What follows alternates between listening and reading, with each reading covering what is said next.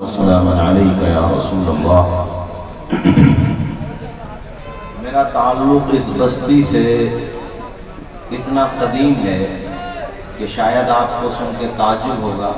میں اس وقت اپنے والد صاحب کے پاس کے ساتھ حضرت کے پاس آیا تھا جب یہاں پہ پل نہیں تھا، کشتی سے لوگ آیا جایا۔ اس جنریشن نے کشتیاں کہاں دیکھی ہوں گی؟ یوٹیوب پہ دیکھی ہوں گی بیٹا آپ لوگوں نے کشتیاں، لائیو بھی دیکھی ہیں، یہاں نہیں دیکھی ہوگی۔ اچھا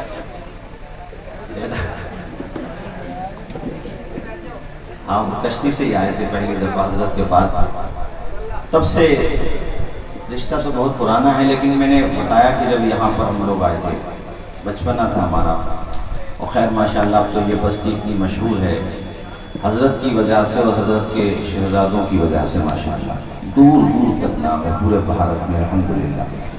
تو وقت بھی کافی ہو گیا اور پھر فہرست کا بھی مجھے مکمل خیال ہے 20-25 منٹ، چونکہ مجھے بتایا حضرت معاویہ صاحب اللہ نے کہ دن میں بچیوں کی دستار بندی تھی، اور اب جو ہے طلباء جو ماشاءاللہ درجے فارغ قرأت حفظ ماشاءاللہ ان کی دستار بندی ہے۔ بس تھوڑی دیر آپ سن لیجیے توجہ کے ساتھ دھیان لگا کر کے۔ علم ایک ایسی دولت ہے کہ انسان ختم بھی ہو جائے تو اس کا فیضان ختم نہیں ہوتا۔ دولت کا معاملہ ایسا ہے کہ انسان مر گیا تو بات ختم، لیکن علم انسان چلا بھی جائے تو اس نے جو چراغ روشن کیے ہیں علم کے، وہ ایک دوسرے کو روشن کرتے چلے جاتے ہیں۔ بیٹیوں کی دستار بندی ہوئی ماشاءاللہ، عالمہ قاریہ، اور اللہ کے کرم سے علم دین کی دولت سے وہ آراستہ ہو کر یہاں سے فارغہ ہوئی، تو یہ بڑی خوشی کی بات ہے۔ مجھے ایک واقعہ یاد آیا اس موقع پر کہ ایک امام ہیں حضرت امام علاء الدین سمرقندی، انہوں نے اپنے گھر کی تربیت، دیکھتا ہوں تو مجھے ایسا لگتا ہے جیسے ہم لوگ جو کتابوں میں پڑھتے ہیں وہ آپ کو دیکھنا ہو تو اپنی بستی میں دیکھ لیجیے، جو کتابوں میں پڑھتے ہیں، جو ہم اور آپ سوچ بھی نہیں سکتے۔ پردے کا ایسا رواج اور ایسی تربیت کہ اس کا یہاں نہیں دور دور تک اس کی کوئی نظیر نہیں ملتی، اس کی کوئی مثال نہیں ملتی۔ یہ تو آپ سب جانتے ہیں، کتنی بڑی بات ہے آپ سب کے لیے۔ تو امام ابو بکر امام علاء الدین سمرقندی نے ایسی تربیت کی اپنی بیٹی کی، ایسی تربیت لی کہ وہ صرف قرآن مجید کو تجوید کی رعایت سے پڑھنے میں مہارت نہیں رکھتی تھی، صرف نہیں، اس کے علاوہ انہوں نے اپنے والد ماجد کی لکھی ہوئی کتاب تحفۃ الفقہاء زبانی یاد کر لی تھی۔ زبانی اس کو لوگ دیکھ کے نہیں پڑھ سکتے، عام لوگ نہیں، علماء نہیں پڑھ سکتے آسانی سے، اس کو حل کرنا آسان نہیں ہے بغیر کتب کے مدد کے اور اساتذہ کی مدد کے، اس کو آپ حل نہیں کر سکتے۔ مگر ان کی بیٹی فاطمہ نے، فاطمہ نام تھا ان کی بیٹی کا، پوری کتاب سمجھ بھی لی اور پوری کتاب ذہن میں بٹھا بھی لی، ازبر آپ اس کی حافظہ بن گئی پوری کتاب کی۔ اللہ نے ایسا شہرت دیا ان کی بیٹی کو، باپ کا چرچا تو تھا ہی مگر بیٹی کو رب نے ایسا شہرت دیا کہ سمرقند کے جو خلیفہ تھے، یعنی جو وزیر اعظم کہہ لیجیے ہماری اور آپ کی بھاشا میں، یعنی جو اس وقت کے پردھان منتری تھے، انہوں نے اپنا رشتہ بھیجا اور کہا میں چاہتا ہوں کہ آپ کی بیٹی کے ساتھ میرا نکاح ہو جائے۔ مگر علم والے علم کی قدر جانتے ہیں، آپ نے رشتہ ٹھکرا دیا، کہا نہیں، میں اپنی بیٹی کو محض اس بنیاد پر ایک جاہل کے ہاتھ میں نہیں دے سکتا کہ وہ ایک بڑی کرسی والا ہے، وہ اقتدار والا ہے، میری بیٹی عالمہ ہے، میری بیٹی فقیہہ ہے، میری بیٹی بہترین قرآن مجید کی قاریہ ہے، اپنی بیٹی کو ایک جاہل کے ہاتھ میں نہیں دے سکتا۔ اللہ اکبر کبیرہ۔ جانتے ہو میرے ساتھیوں ان کی شہرت کا سورج کہاں تک پہنچ چکا تھا؟ سمرقند، بخارا اور عالم اسلام میں اللہ نے ان کی بیٹی کو شہرت دی تھی کہ امام علاء الدین سمرقندی کی بیٹی کی کو اللہ نے بہت زبردست تفقع عطا فرمایا ہے۔ آپ نے ایک مرتبہ اپنے شاگردوں کے کے سامنے یہ معاملہ ذکر کیا۔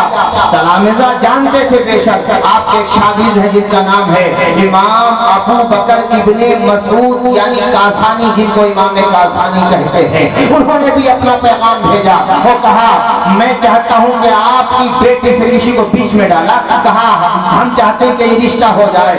آپ نے فرمایا امام علاء الدین نے کہ اپنی بیٹی کا رشتہ اسی کے ساتھ کروں گا، اپنی بیٹی کا نکاح اسی کے ساتھ کروں گا جس کو میری یہ کتاب زبانی یاد ہو جائے گا۔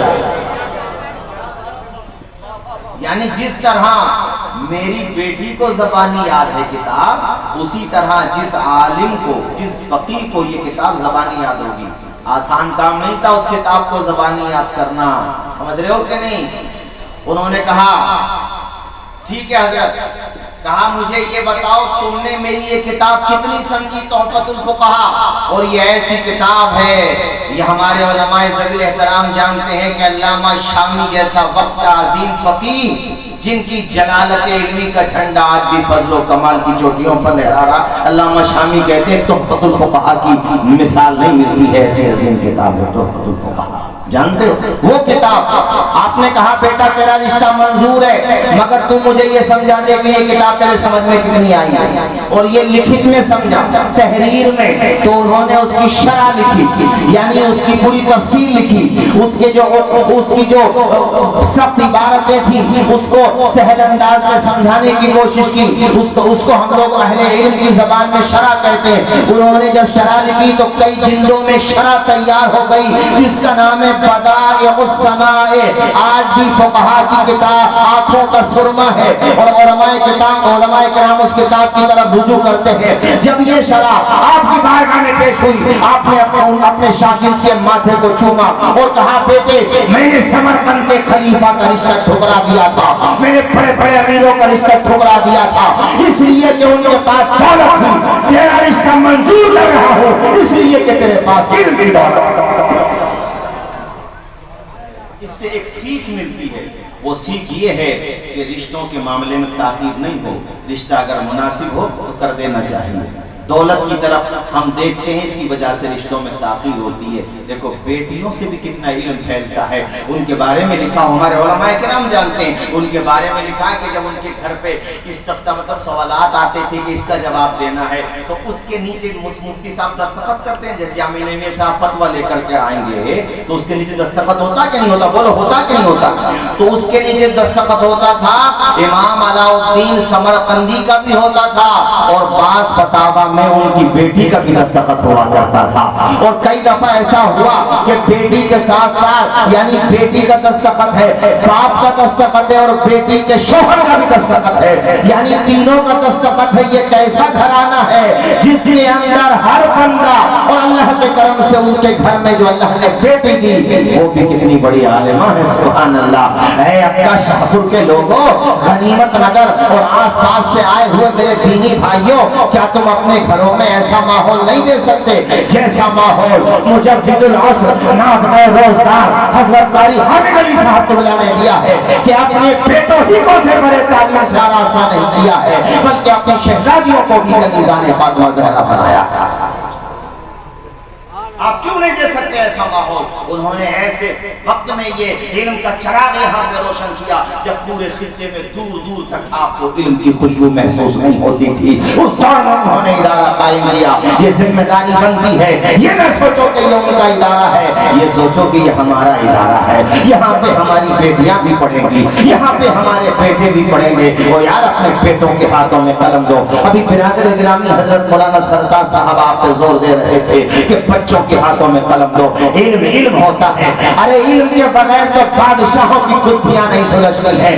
وقت کے خلیفہ ہارون رشید نے ایک مرتبہ جذبات میں آ کر کے جملہ کہہ دیا، ہوش ہو گیا تھا اس کا، حالانکہ کتنی بڑی دنیا کا وہ حکمران تھا، آدھی دنیا سے زیادہ اراضی پر، زمین پر اس کی حکومت کا پھرایا لہرا رہا تھا۔ اپنی بیوی زبیدہ سے کہہ بیٹھا کہ شام بھرنے سے پہلے اگر میں اپنے ملک کی سرحد نہ چھوڑوں تو تجھ پہ 3 طلاق پڑ جائے گا۔ نکل گیا زبان سے، 3 طلاق ہو جائے. اب اس کا ملک اتنا بڑا تھا کہ کئی مہینوں تک سفر کرو تب جا کے, اور فلائٹ تھوڑی تھی اس زمانے میں کہ یار اب فلائٹ پکڑ لیے, ٹرین پکڑ لی, کیسے شام تک کیسے پہنچے؟ ٹرین سے تو شام تک بھی نہیں پہنچ سکتے, کیسے پہنچے؟ اب وہ جب اس کو خیال آیا یار بیوی طلاق سے نکل جائے گی, اب دیکھو یہاں پہ دولت کام نہیں آ رہی ہے, شہرت کام نہیں آ رہی ہے, دبدبا کام نہیں آ رہا ہے, فوج کے کمانڈر ان چیف کام نہیں آ رہے ہیں, دنیا کا دل دماغ کام نہیں آ رہا ہے, کیا کیا جائے؟ شام